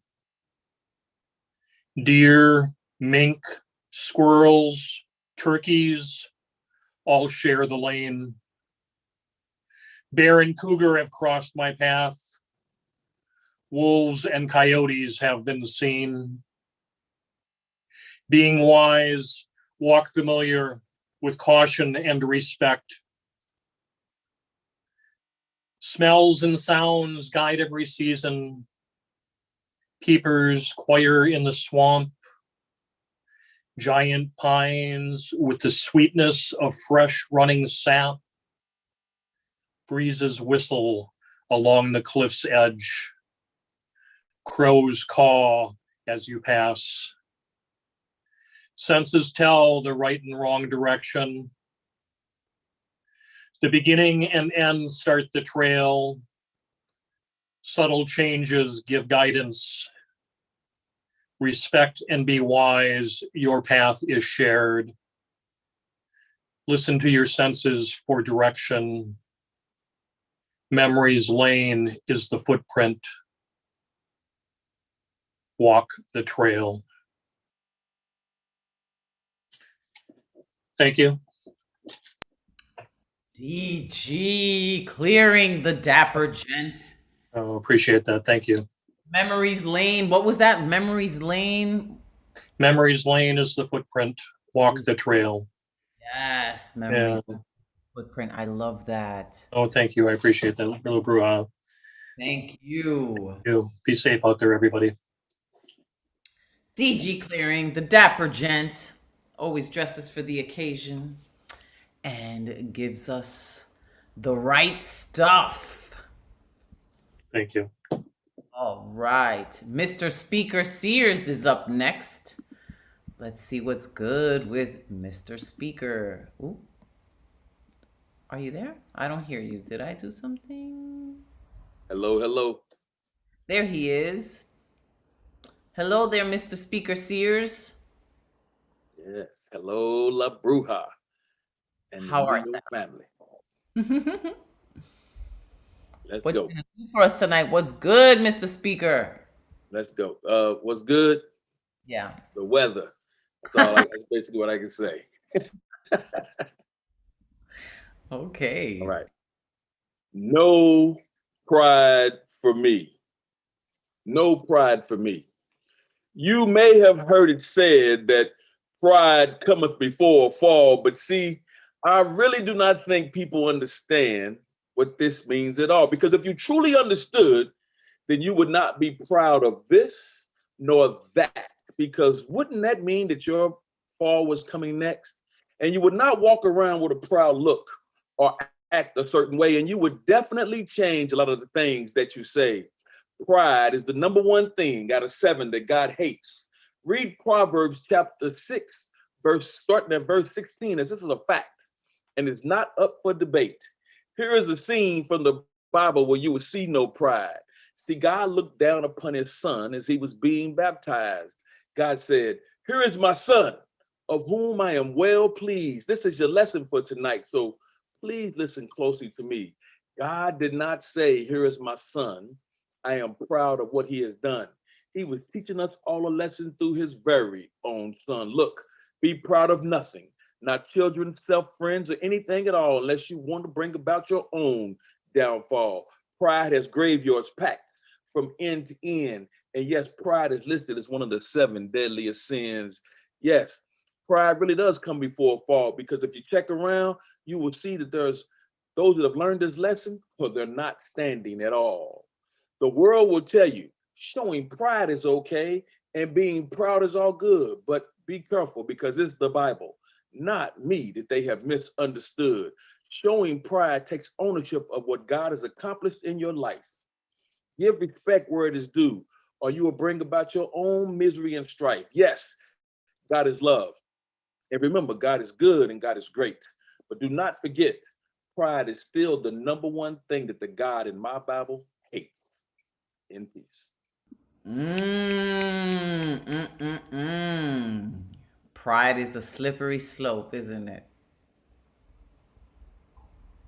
Mr. Speaker Sears letting them know.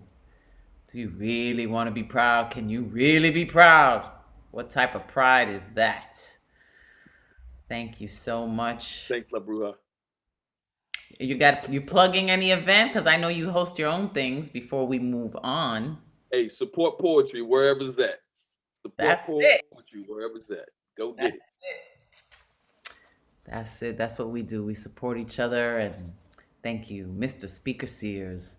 Now we're going to hear from Eddie Foreman. Eddie, the fireman, put the sizzle in the George Foreman grill. I love it. I love it. I love it. Hola, muy caliente, señorita Bruja. And if you don't know, my name is Ed Fantastic, and I'm here to make your day a little bit more fantastic. But I wrote a majestic and erotic piece. But please, please, please, put the kids to bed. I don't want to be the killer of their innocence. So please, if you don't mind, thank you. Okay, let's do the time. All right. This is called Bear Embrace. Yes, sweetie, I want you. Yes, my beloved, I really see the love is in you. I love your body, your graceful walks and talks, your fine curve looking so reserved. I love your sexiness, your nakedness spread across a bleached canvas, our tongues wrestling in a moment of bliss. I love your moans, your flowing careless shouts telling me and others what's it all about. I love your orgasms, your nude sea shaking like a broken cell phone, the sexual embers burning your stiff bones. Yes, darling, I want you. I need you. I gotta have you. In my arms to protect you from harm. In my bed to rest, dance, and lay your head. I want to feel your sexual needs to put you on your knees. I love your radiant smile, your great dreams, and your sweet steam. I love the way you touch, love, and kiss me. You make my worries free. I love you, sexy. I hunger, crave, and desire you. I hope I'm not being too antsy. Yes, dear. Yes, honey. Yes, sweetie. I passionately want you, as you can see. I want to be forever and ever yours until the end of time, until you become mine. Thank you. Woo, the romantic, ever romantic Eddie Foreman.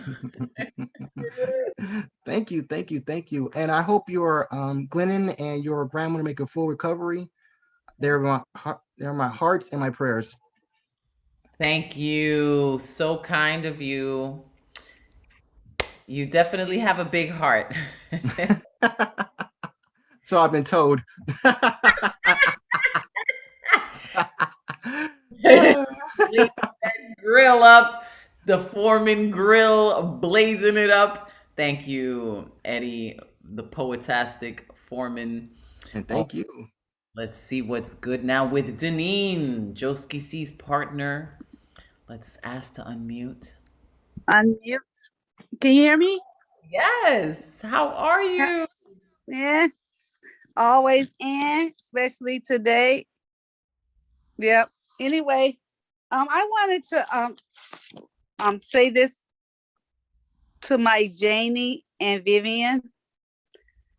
Grief comes and flows in all directions, colors and shades, with moments of pure emotions and feelings, jolts of silence, numbness, happiness, unspoken grief, knowing grief, and an added of race grief for me in times of wonder. So I wanted to say that to them, but I also wanted to talk about health, your health, public health. Health is housing, education, economics, empowerment. A is affordability, access to all of these things. L is for loving, living, mental health.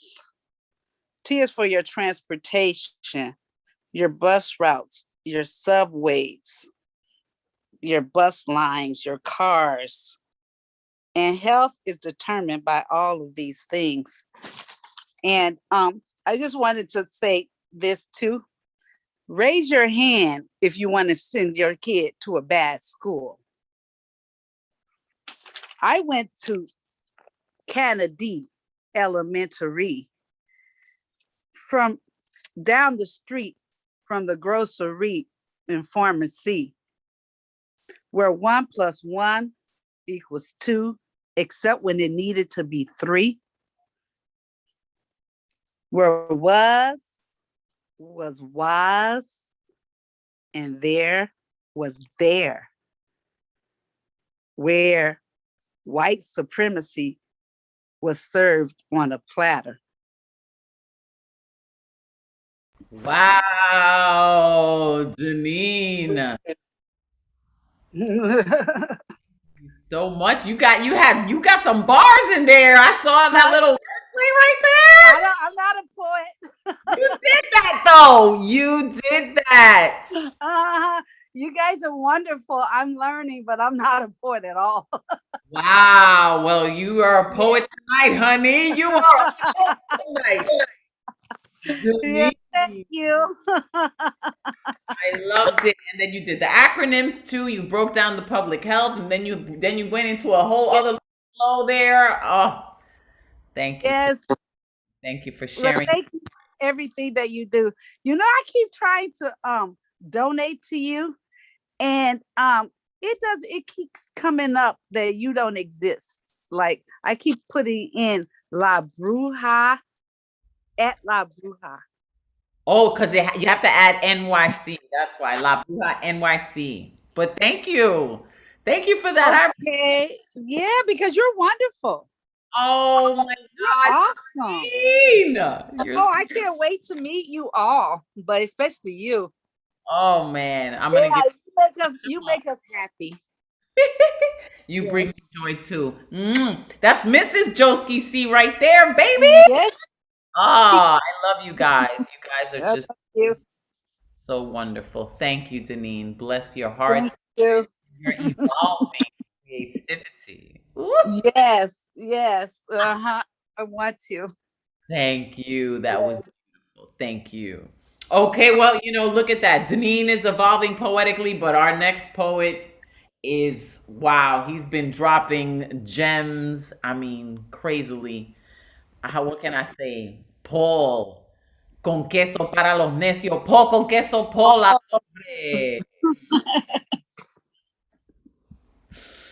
Let's unmute Paul. I heard words introduce you as Paul Latour. I was like, yeah, it was a workshop. It was formal, and I don't know. I was listening. I was like, Latour.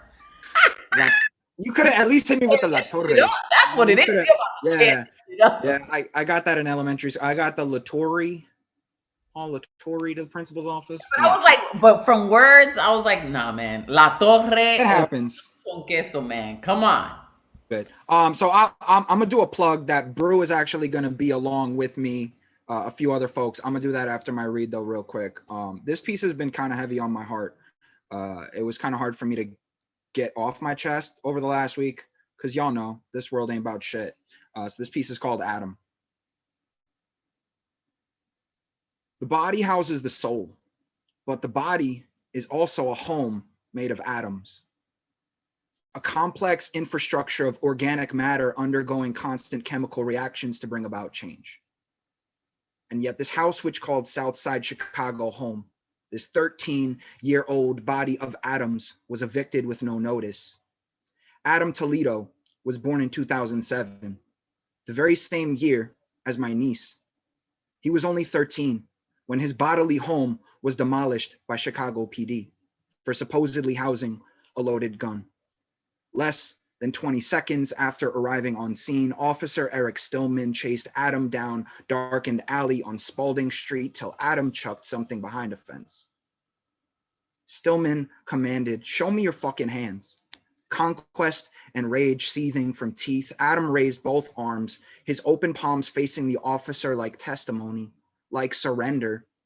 Body cam footage captures this, no gun present, compliant with commands in every sense, stepping forth with upturned hands, questioning gunmen's intention. Adam, alarmed, as if he had seen this episode play out before.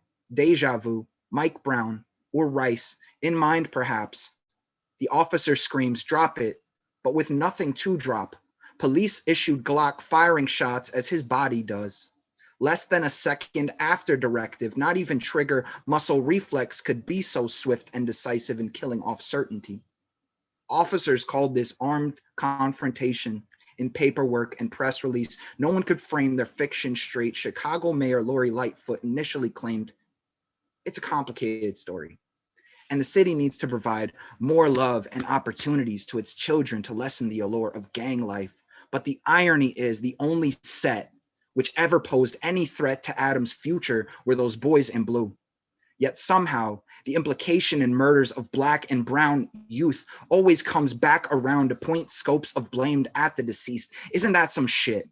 How even when victim, they'll still be housed in blame. Even though 21-year-old Ruben Roman was the one who aimed and fired firearm at a passing car, sounding alarm, Adam was merely caught up in crossfire company.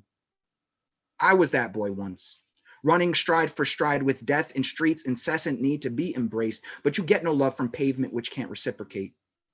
Young kids from cities like mine know we must walk front lines cloaked in alloy armor, but you learn quick that armor coats only stunt growth, afraid to disrobe lest our bodies become black holes of hope. Adam was compliant, and yet his house was still robbed of all opportunities he could have ever had to grow. The potential ripped from his fledgling grip in the swelling shadow of that alley. Adam loved animals. He loved Hot Wheel cars and SpongeBob and zombies and riding his bike, but now he'll never get to pedal beyond bikini bottom idolatry into the rest of his life. He was my niece's age. So as her tío, I must ask, what is the seemingly magical stage my niece's Latinx features mutate from fetish to threat? When is she next? Brown lives exist under constant threat. Being Latinx often means you carry both the blood of your ancestors and the colonizers inside of you. Adam was 13, atomic number aluminum, a natural metal commonly found in earth, often bonded to make alloy, which means its potential to create is limitless. In this way, aren't all Latinx alloy then? A sancocho of vital elements, complex combinations of bloodlines from indigenous to the conquistadors, which enslaved and maimed, changing names, taking land, reprogramming tongues, demanding obedience like hands up, like don't move. And even when they do, all they are commanded, they still catch shots in the abdomen, foundation shattered, stolen homes and bones scattered in stolen earth. The cardinal sin of these 13 colonies can be traced from slave patrol to the overseer's descendant, the police. And anyone sticking up for the murderers of Ma'Khia Bryant or Adam need to reevaluate their beliefs, because over here, we don't simp systems of white supremacy. Discrimination seems to be this earth's most overabundant element. And when mixed with badges, you get shifted atoms to form this admixture, which only results in vacant homes, heavy metals left in chest, and mothers putting their sons to rest. This complex collection, this bond of atoms, we put back in the soil in which their presence is already far too rich. There have been myriad Tamirs, Emmets, Tyree Kings, Ciara Myers, Ma'Khia Bryants, Andres Guardados, and countless others never reported dying in border camps. These alloyed houses, fledgling shelters, housing souls stolen by the blue, cold of night, and made homeless. These demolition houses of atoms, just like Adam, taken before they could grow their starter houses into dream homes. Paul con queso. Oh my God. Paul, always bringing the fire. My goodness. So many for no reason. Stolen by the blue night. That was. Yeah, shit needs to stop. And it won't stop until we, decolonize, abolish, defund, and change the system, because we don't even get justice from fucking life sentences. So Exactly. all right, y'all. You can follow me at Paul Con Queso, and La Bruja is going to be part of a Survivor showcase I'm doing at my college with Sarah, Erin, with Joski C, with Jody Ortega, and a few other folks, a bunch of my students. It's actually organized by me and one of my students for Sexual Assault Survivors Month. A bunch of survivors are going to be reading their pieces. So if y'all can, follow me on IG, and you can jump down the rabbit hole for that event. I appreciate y'all. Love you, Bru. Thank you for the stage. Thank you.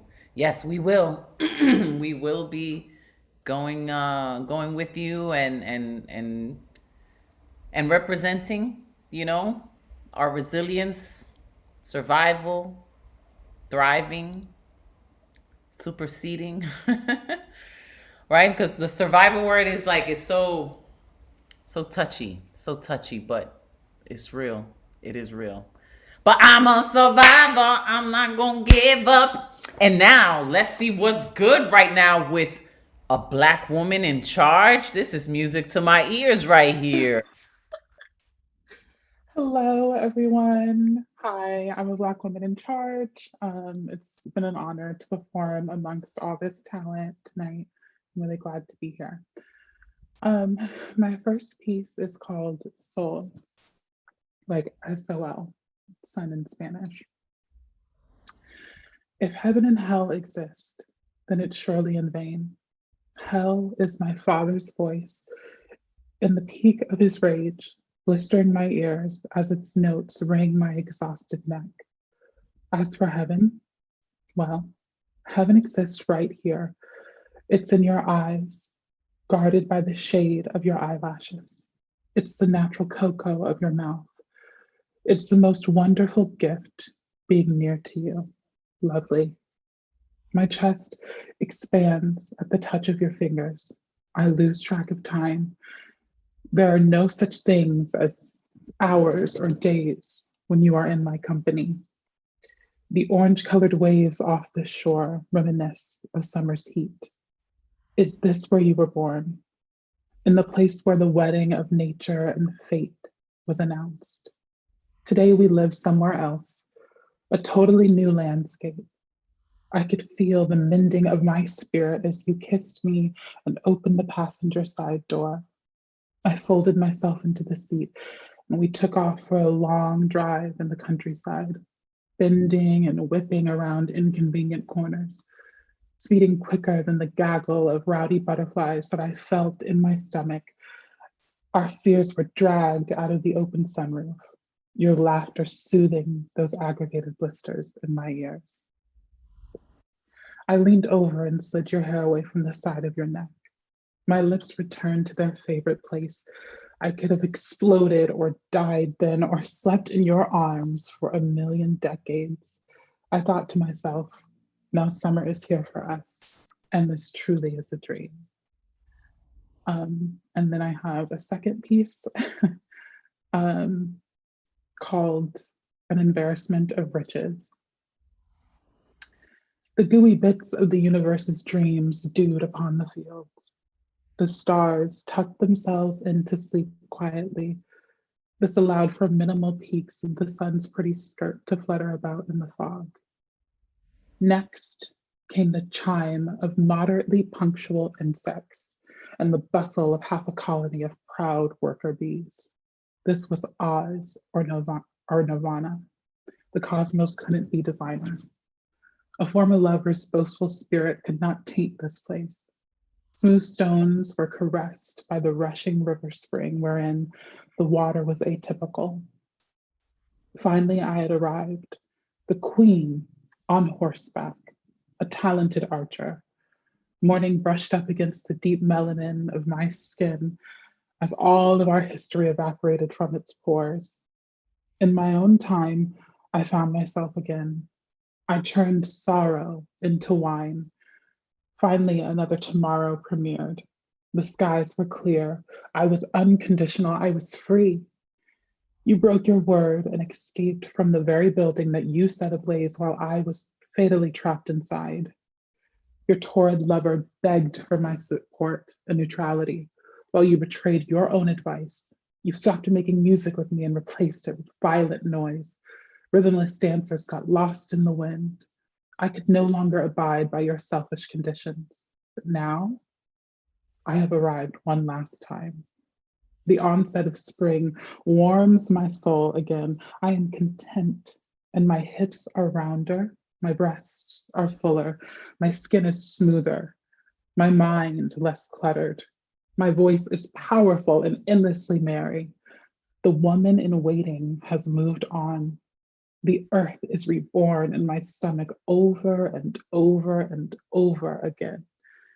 A cycle that rejuvenates my mind so that you only exist in faux memories that are very quickly disremembered. You may have desecrated the home we built together, stripped me of my dignity, tested the highest thresholds of my tolerance for pain, but the dawn has broken again. And in spite of you, I am still a Black woman in charge. Thank you. Oh! Wow. My poetic penis is so erect right now. That was just so sensual and just like, oh my God, it was like your words just melted on the bread of the page. It was just so tremendous.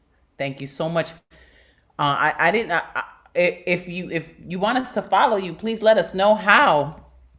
I'm gonna ask to unmute before we move on to. I'm asking to Yeah, I'll drop everything in the chat. I just have Instagram right now, but I'm working on a website and launching a Twitter soon. And I'm also getting a manuscript together for my first book. But I'll drop all my information in the chat if everyone wants to follow Right. me. Thank you. So great to hear you. What a Oh, beautiful. thank you.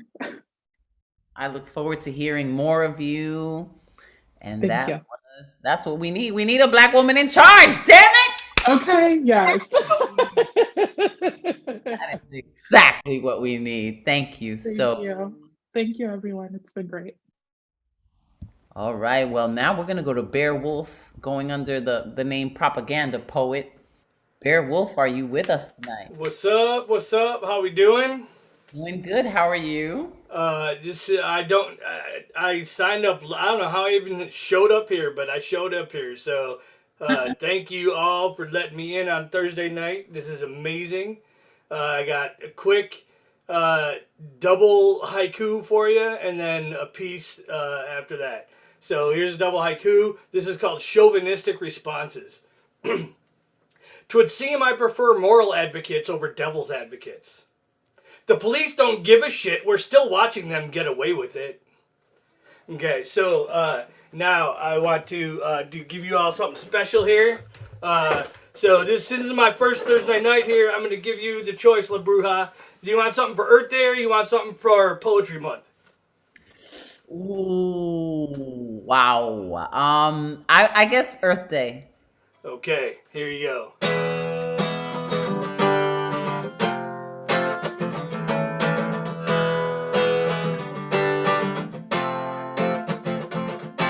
Chief Seattle said, "The earth does not belong to us. We belong to the earth."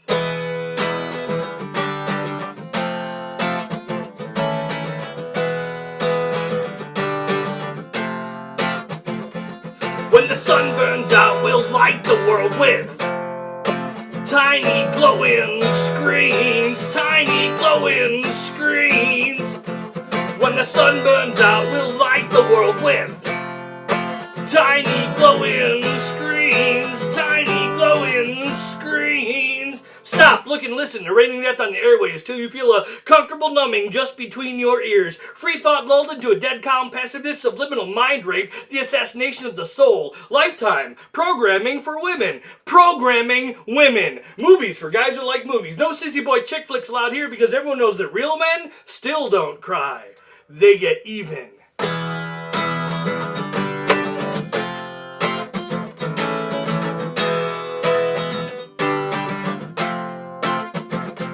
When the sun burns out, we'll light the world with tiny glowing screens, tiny glowing screens. When the sun burns out, we'll light the world with tiny glowing screens, tiny glowing screens. I can't tell if I should be terrified, troubled, irritated, or just plain pissed off at this quagmire of electrical currents trying to drown us all in the wake of 15-minute fame. Xbox, Netflix, satellite dish, how many channels do you wish? 100 million billion to choose from, but how many of them actually teach you anything even fucking closely, remotely close to real? Synthetic clothes, pathetic shows, what's in, what's out, what's new today? Shit, punk! That was old yesterday. While warm, wet mud, blood of our mother is scarred and infected with cold, hard concrete and steel, birds and bees and flowers and trees are battered and bruised by self-starting signs everywhere, a sign of one great big festering neon distraction. I've a suggestion to keep you all occupied. Learn to swim, cause when the sun burns out, we'll light the world with tiny glowing screens, tiny glowing screens. When the sun burns out, we'll light the world with tiny glowing screens, tiny glowing screens.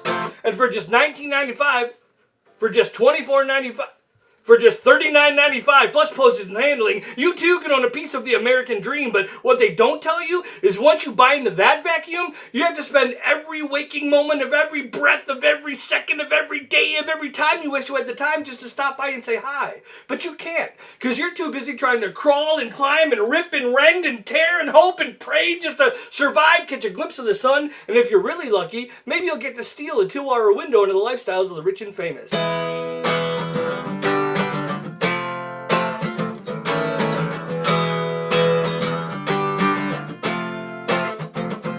When the sun burns out, we'll light the world with tiny glowing screens, tiny glowing screens.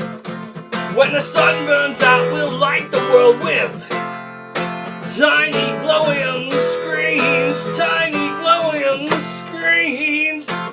Well, New Yo worldwide open mic on Thursday and Monday nights. I know where to find those birds and bees and flowers and trees and mud and blood, and I refuse to waste all my time wishing that I had more time with you. So when you come to my place of business, you'll just find a simple sign. Gone fishing. Thank you very much. Thank you for letting me in on Thursday nights. I'm glad I finally made it on a Thursday night. You all make the world such a better place. Thank you for doing that, because the world needs to be a better place. Oh my goodness. What a joy that was. Thank you, Bear Wolf Propaganda Poet, for blessing us tonight. It was meant to be. That's why you made it on the list tonight. That's called synchronicity. That's all that good stuff. Coincidence or a coinciding incident. Thank you so much. All right. When the sun goes down, we'll light the world with tiny golden. No, I want to. I wish I could get down with you guys with the guitar, man. It's so fire. But we're going to keep it going, keep it flowing. Going to welcome in Easter Poetic Desire.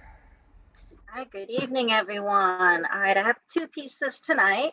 The first one starts with a 6-word memoir, Slumbering Hour, Dreams Constructing Clairvoyant Creations. This is called the Dreaming Hour of Creation. Creation of dreams constructed in an hour of snoozing slumber. Should be up and about my daily routines, Sandman too tempting, granting extra sleep, allowing my mind to wander as it wonders. A dream weaver, dreams woven of subconscious scent, subliminal messages, suggestions of fantasy merging with reality, dream catchers catching in its tangled webs vividly dreamt images of realm merged passages. What is your meaning, your symbolic references, dream world scenery playing out possibilities? What signs are you sending, truths impending, intimate details foreshadowing premonition visions? Should I have beliefs, faith in trusting your credibilities? As I slumber away, dreaming precious secrets of life to be, through my mind's fortune telling crystal ball, what kind of prophecy through unveiled transparency is swirling within, dancing destinies tempting fated fortunes, bringing decoded sensibilities alive through dreamy clairvoyant calls? And then the last one for tonight is for those of you who weren't here on Monday night. This is called the New Yo's Poetic High. The New Year's open mic is so addictive. It's got poets quick to enter. It's exclusive. You gotta be quick to click to get on that list. Competitive commitment is no exaggerative. In seconds, the list is full. You get 24-hour notice with 24 hours to join, but forget that. In not even 24 seconds, the list approaches capacity, making your head spin. Miss the cut? Then hopeful Great Scott's pleasant gesture shall be your only remedy to capture a perch upon shared poetic vouchers. Because the New Yo is the hottest joint around. Poets puff, puff, passing poetic persuasions, spitting words among shared wordsmith wizards, puffing joints full of poeticized worded equations, slipping through lips of shared verses, smoking hot metaphors so lit and rolled tight. Haikus be the appetizers to reading meaning between lines so concise, begging for more than just its nibbled bites. Analogies of imaginative mirages, granted hallucinatory visions, are greatest poeticized creations, stems from puffing the same intoxicated inspirations. So come on out to the New Yo, whether as speaker, commenter, or spectator. See what the hype is all about. Discover the elusive, exclusive to life's effective deflector, revealing emotional release, comedic reliefs. It's poetrific, medicinal, communal cleansing. Never past hitting this joint, and don't be greedy either. Pass this joint on to others and seek to enjoy its addictive high often. Good night. What? So lit and roll tight. You guys make me high every Thursday night. Wow, Easter Poetic Desire. I can't get enough of that. That was awesome. Thank you. So cool. I put a little snip on my story there. That was just great and so true. Let them know how to follow you, Easter Poetic Desire, even though I know you have it there. But everyone here is wonderful. I love the New Year, so I'm glad I've been invited out to come by, Mr. Speaker. But yes, you can find me on Facebook, Instagram as Poetic Desire with a K, and 6-word memoirs as Poetic Pisces. Yes, thank you for blessing us with that gem right there. And now we're going to go to the last person on the list. I'm sorry, we are not going to get into the waiting list. We're going to just get into Catman Bill. Catman Bill should be wide awake now because he slept most of the open mic. I saw you. Yeah, I know. You probably did. Hey, sometimes when you're in a state of semi-consciousness, what you're ingesting actually runs deeper than in your fully awake presence. That's true. You do absorb it. And I did that purposely so I would absorb it deeper. So it wasn't an I insult. believe all of that, but I'm gonna give you a pass, Catman Bill, because Wasn't that anyone was putting me to sleep. I was just ingesting it deeper into my conscience.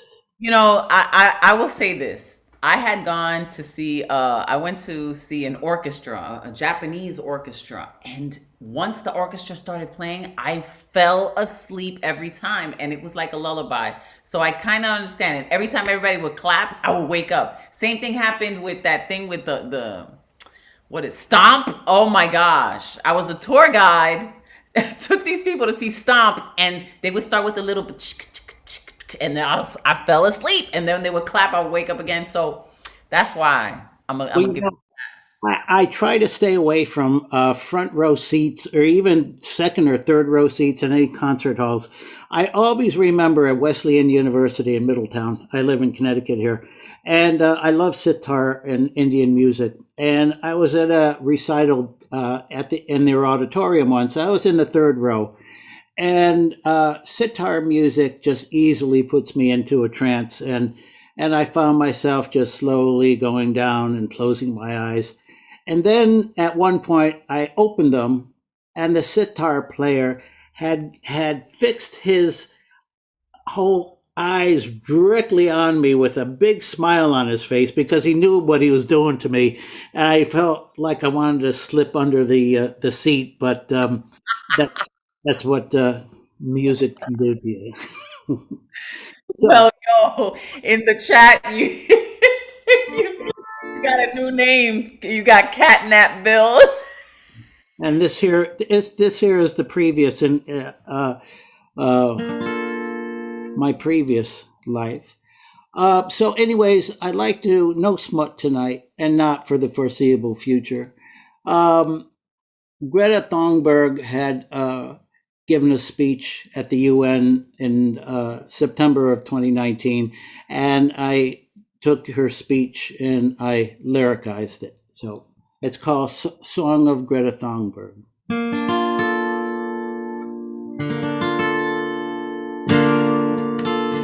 I am Greta, I'm just 16. I should be in school today. Instead I stand here before you, disappointed with your stagnant ways. We have come here to let you know that change is coming soon. People throughout the world will tell you the planet is almost doomed.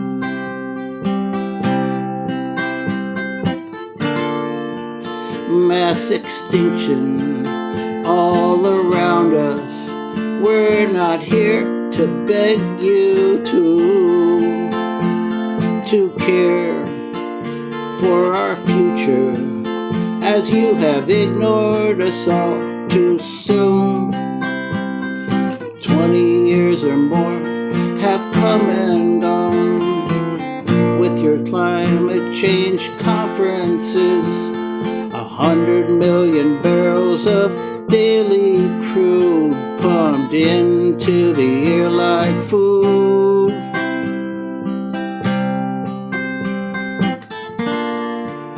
This road of madness that we're on, with many species now extinct, you have failed us with your preaching. You stand there with your open mouth and blink. Some people say that I should be in school, that I should be a climate scientist, learning what none of you will listen of poisoning emissions.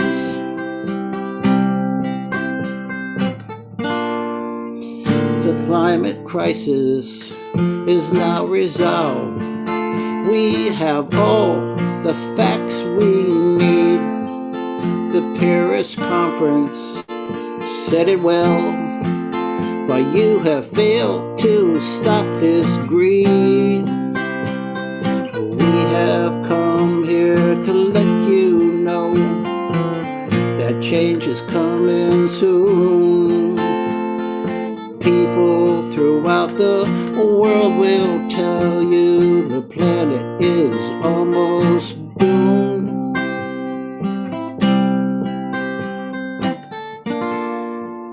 I am Greta, I'm just 16. I should be in school today. Instead I stand here before you, disappointed with your stagnant ways. Thank you. Thank you. You saved the day with that song because it was sweet and it was real and we needed that.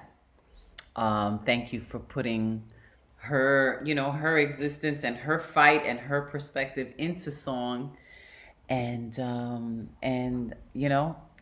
thank you for being a good sport, for letting us call you Catnap Bill. That was funny. Running out of words.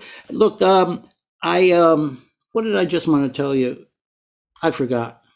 Oh, only that, today I was number 25 and last week I was number 2. So you never know to wind up, right? You had to store up that energy to take us out with a good finish.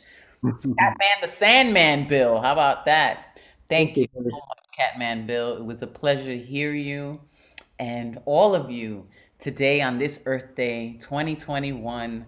Everyone that was in the room with us, thank you for sharing and being in the chat. That's what I love too, is that even if you're not on the list, you could still participate in the chat because that's a whole other show that's going on in this chat room. You people in Facebook can't see, you people on YouTube can't see, but here in the Zoom room, we make it boom, boom. So my name is La Bruja Caridad de la Luz, and it has been, again, my pleasure and honor to host this open mic Thursday night, my favorite night of the week, with my pandemic poets, my earth-loving beings, my justice fighters, my leaders of light. This legion of love will win. Buenas noches. I love you. Good night. Good night. Good night. Good night, Advocate of Words. Night, Bruja. You did good, man. Even though you got kicked out of the chat, you did good. I brought you back in. I always love when you're in the room. Always makes me happy. We really are a family. We really, really are. And you guys, man, just like Poetic Desire said, man, you make me high every Thursday night. Every Thursday night. So buenas noches. Keep writing, keep reciting, keep fighting. Do it all. I love you, love you, love you. Man, we are family. Bro. What? You know you have to click the end button. You're the host. Oh, I thought you were co-host though. I can't do it as co-host. It's bottom right hand corner. That I have the power. I love it. I want to say good night to Nisa, our youth poet. It's so funny whenever any dirty poems come up, I type in the chat, Nisa, close your eyes. I'm so silly. I love being silly. And I just love what we do. I just love what we do. I know that I've said it already, but I will say it again. I love you, my poetic family. Thank you so much. And thank you, Advocate of Words. Thank you for letting me know that I must press the red button. Bye-bye.